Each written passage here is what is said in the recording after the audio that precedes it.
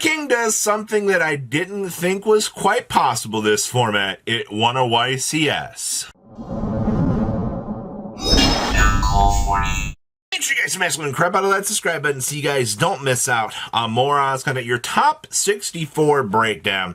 Is almost quite impressive, honestly, to say the least, for what this format had going for it. Now, we had 25 Rizal variants out here, of which evidently, according to YGO Prodex, one of those was a Trap Tricks variant.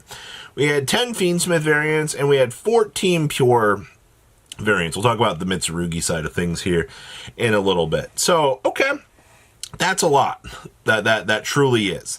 We also had 16 Malice decks entering into the arena out here. As well, Malice's representation was quite interesting because they had Malice on the top, and they took all the Rizal variants, kind of split them apart to make it look like there's not a Rizal meta infestation out here. But we also had 6 Mitsurugi decks, which of course are going to be your Rizal decks. So technically, there were 31 Rizal combination builds out here for the meta. Okay. Now, we also had 5 Memento decks, and a lot of people were very shocked to see how much Memento was actually challenging the meta out here. And I've said in the past, if, you don't have, Shifter, this deck's going to go to town. Even though I think more people were kind of figuring out that Making Dweller was actually pretty good against us. We also had 4 Tenpai Dragon builds, which is actually pretty up there. We also had 2 Fiendsmith Bastille builds, 2 Atlantean Mermails. Water was genuinely a very shocking thing to see out of the weekend. Water did absolutely phenomenal. I'm telling you, when that deck wedges itself into the top cut, it just goes, man. We also had a White Forest build out here, which he did really awesomely well for performing. That was good. We also had Brandon Despia. Really? Brandon Despia? Okay. We also had a Crystron challenger out here. Crystron finally wedged its way into a top cut, which, about time. And then we had the Duelist of the Hour with Fire King out here doing absolutely amazing. Now we shift on into your top 8 here. You're like, Robbie, why are we shifting so hard out here? Well, there is a little bit of things missing in some of the other floating numbers, just to kind of give you a little bit of a representation, but top 8, actually, I think, is where things get interesting. So you're down to 3 Malice at this stage, which is, okay. Or, 3 Rizal. And then you went down to 2 Malice. Now, obviously, your challengers at this round are obviously the White Forest, Azamina, and the Atlantean Mermail out here, which both of these decks, the Atlantean and the Fire King both met in top 4. And if there's ever been a feature match that I need to tell you to go back and watch, you really need to go watch that top 4 match. That top 4 match of Fire King versus Atlantean Mermail was some of the best Yu-Gi-Oh! I've had the chance to actually see out here. And it was really freaking awesome, man, to see how much those duelists both wanted to complete that game in those last 3 minutes. That was honestly the highlight of this. And then, of course, the finals, Fire King ends up taking it. Now, before somebody's like, okay, Robbie, where's the Fire King deck list? It will probably be posted on Raid and Trade's channel. As I'm filming this, I do not have that list, all right? And I'm going to still get like 5 comments going, where's the Fire King list at? It doesn't exist yet. Frickin' be patient. All right, let's pass on over to deck list. Starting things off here, we have a Malice challenger, and that's a lot of Bastiles, man. That's more Bastiles than I would want to be putting into any Bastille deck. But you know what?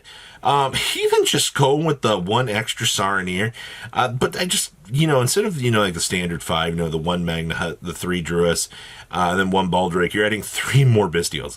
I'm genuinely surprised that this duelist didn't end up breaking out here, but, it's the reason why decks like this, are power creeping out the already existing decks in the meta that kind of needed that reliance on, those Fiendsmith cards. Getting the ability to bump those out of the graveyard is going to be a good case like this. So I understand why why this deck did so well. Also, you know, we're so tacked out in the current meta that, you know, having to bring in the Metaltronius is built into the main deck, by the way, to kind of seal the deal, makes perfect sense to me. Next up here, we have Mitsurugi Rizal, coming in at a nice 43 cards.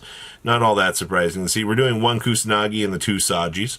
And then, of course, we're doing the 2 copies of the Amino Mitsurugi. Now, keep in mind here that there is none of the other ritual present in this build.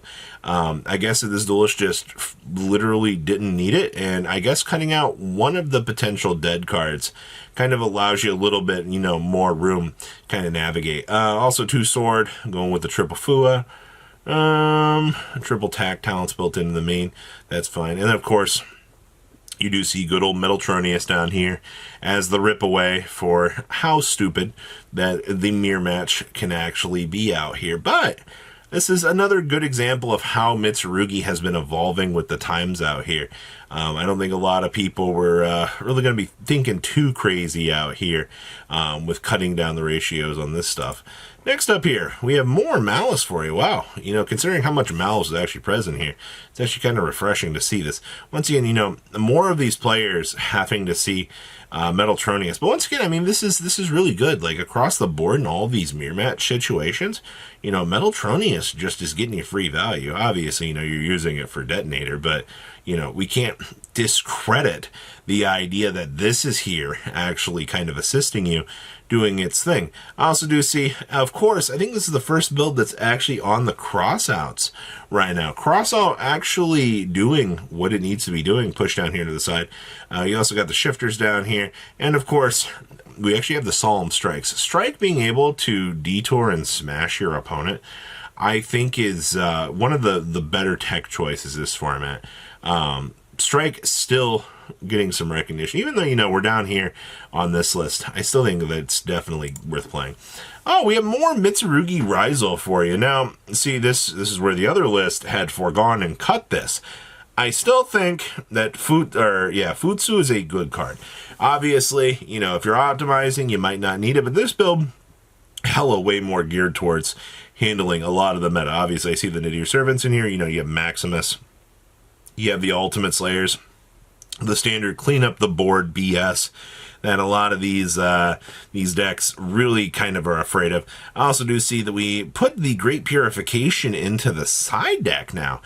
Considering, you know, how many rounds that this tournament was supposed to be, I understand that, you know, the Great Purification is not exactly going to be the greatest thing, but also we're packing in Skill Drain in here. Okay, I see you. Definitely a fantastic little challenger out here to be seeing. So that's really freaking awesome. All right, next up here, we have more Rizal Mitsurugi for you. Man, so many people really were challenging, you know, ratios with this. So 41 cards on this build. Still going with the 2 swords. I actually kind of think shrinking down on this is a little bit better. You do see the Kusanagi and the 2 Sajis. You do see the Futsu built into this. Down here on the side, obviously, you know, all 9 Mulcharmies are present here. This duelist wants to make sure, you know, you can get that grind rolling. And of course, Metaltronius. If it's not going to be in the main, you need to be siding those Metaltroniuses.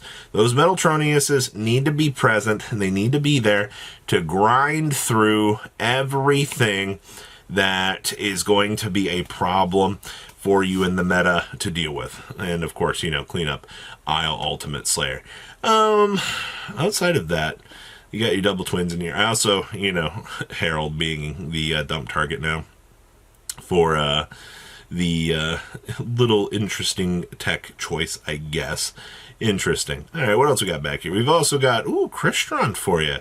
There's Mr. DSF for time. And I also see in here, we're citing Poseidrus. Oh, there it is.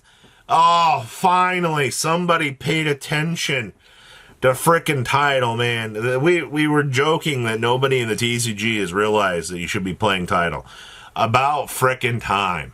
Alright, OCG's been playing this for, like, literally months. And finally, somebody figured it out. Ugh, about time. So what do you guys think about all of this madness? from this weekend's decks. Please leave a comment down below. Tell me what you guys think. And I will see your beautiful faces back here in a day, guys. Patrons, thank you.